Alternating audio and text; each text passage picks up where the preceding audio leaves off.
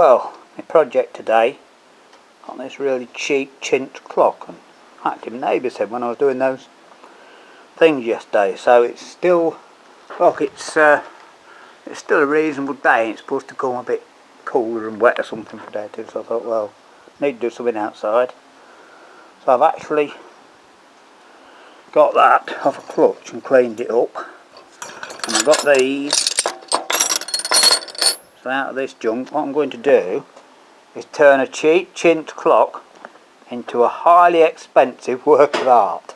Stolen off Monday. Yes. Well, actually, I saw a clutch on a thing. So anyway, I don't know. I think I've about worked out what I'm doing, but I'm not sure. So that's going to be the clock, and as you can see, the hands come quite a bit more up to there. So if I get these spanners and cut them in half and weld them on something like that, just weld that bit there so I can weld to this.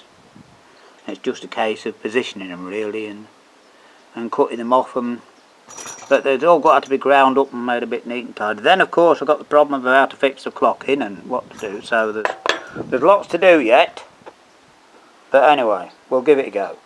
Just to show you how long it takes, I'm just going to do this one, just to give you an idea how long these things take. Like I said, it's all fun, it's alright, but it doesn't take long, it's just tedious.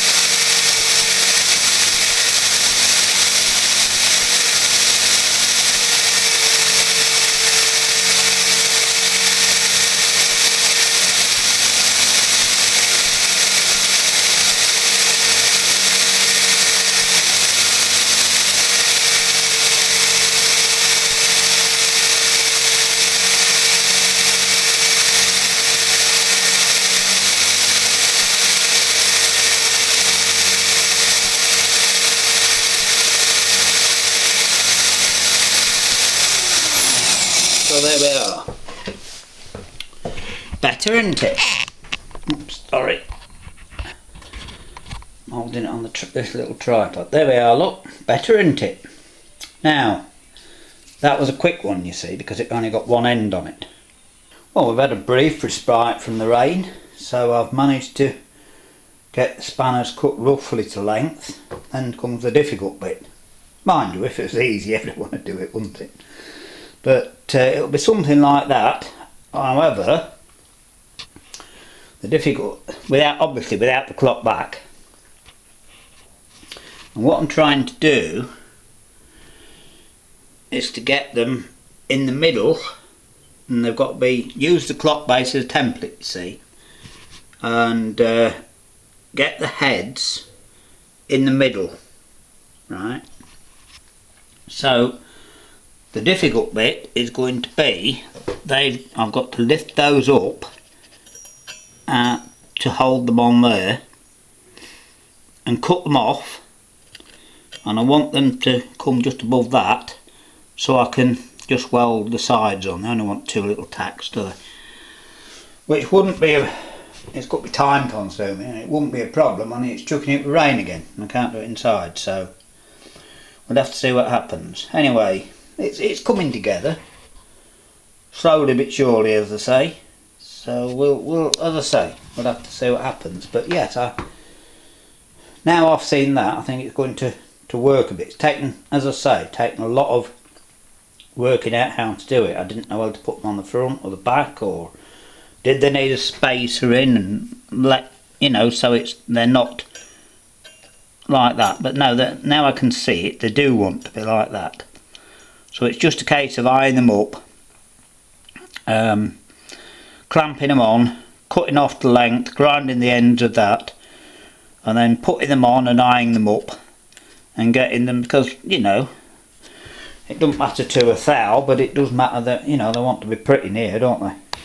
Well, yesterday it didn't stop raining, so it held us up a bit. However, to put the spanners on for the for the numbers, what I have to do is to mark them and cut the end to length like that, if you can see. And then, so I've got to go downstairs to cut them off, come upstairs, do it on the belt sander, and then position them. Now, I've made the clock face for a template, and I'll put the back on now so it doesn't fit down. Well, it's still difficult because I've got to get them right. I mean, they have to be on that line there and in the middle, about like that. And obviously the clock has got, the round bit has got to be positioned right, so that's that. Anyway, I just slipped the hands on. I did that bit, by the way, to hold it on, so that's worked very well. That's the original bit out there, turned over. That'll look alright.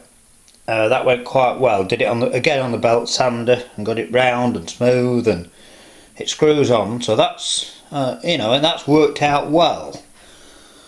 So I just popped the hands on just to see what you think, right? Obviously we won't have mark grips on it. So what do you think? I reckon that's going to look alright. So I just did that just to show you. Now the other thing to tell you, I knew it would be a while doing. I thought, well, it's going to take me a couple of hours, to put all the hands on, because the trouble is, you see, it might look easy, but it's actually rather difficult. And the reason being that I've got one chance of getting it right and about 1,000 chances of getting it wrong. They've not got to be to a thou, but they do have to be fairly accurate to look right, because they can, if you get one slightly out, even though the spanners are that, and I got the I think I showed you, I'm not sure, so I've had to position them. So what I've done, I've just put them on the floor in the right position to get the sizes right.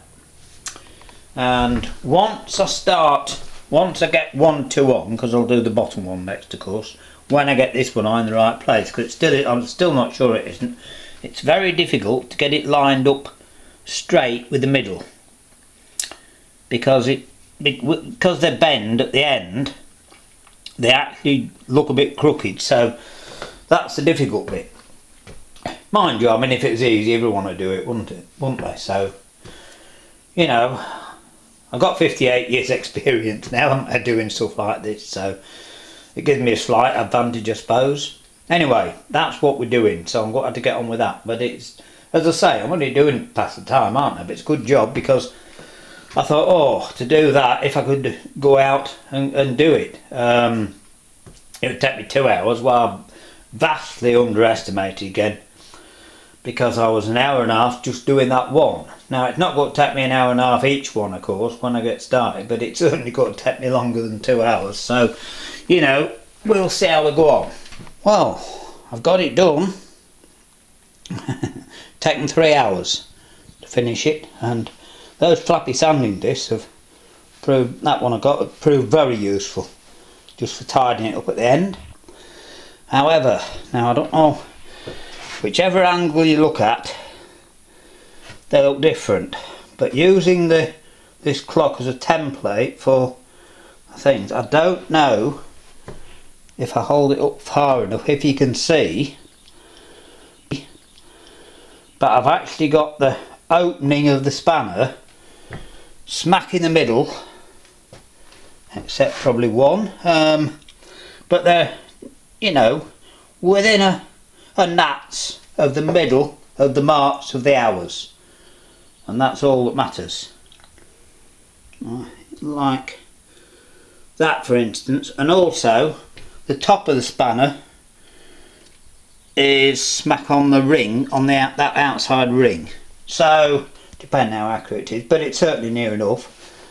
However, if you look at the spacings when you see from the front, they look all over the place. Well, that's of course because there's lots of different types of spanners for one thing, and sizes, you know, and so, and the angles on the end are different. There's lots of things different, but the bit that matters, which is where the minute hand goes to, because where's the minute hand, just to show you, it will come about to the outside.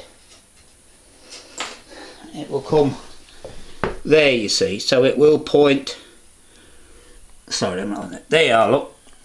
It'll point to the middle of that. So when the hour hand, sorry, when the minute hand's in the middle of the spanner, it will be in the right place. So there, finally got it finished. Actually, it turned out alright. Those white hands suit it. And it's better than my last lamp I made, because there was too many faults with that, but one or two little issues.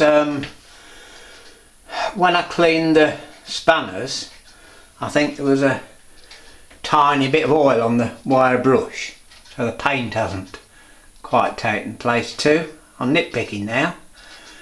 And now I wanted to find a piece of chain to hang it from. I've still got the back, of course, which came off it. I think it screws on. You can hang it, you know, directly on the wall if you wanted to. That's a simple enough job. But I think it would be better, and I can't find any, with this piece of chain from about there, just hooked in those holes like that on the back, and that just goes up to about there, right, about that length. So I need to get that. I need to get a piece of chain about that length, and what I've done, I found some really strong cotton. I had that quite a long while. No, I think, well, what did I get for? Oh, sewing my boat canopy. On wood enough in about 2004, so for that long while, haven't I? But it's really strong cotton. I've doubled it up, so it'll hold it up for now. It's reasonably heavy. So what do you think? You know, I think that's actually come all right. It's certainly improvement on the what we got, isn't it? Yeah, but it has taken a long while. I'm not worried, as I say.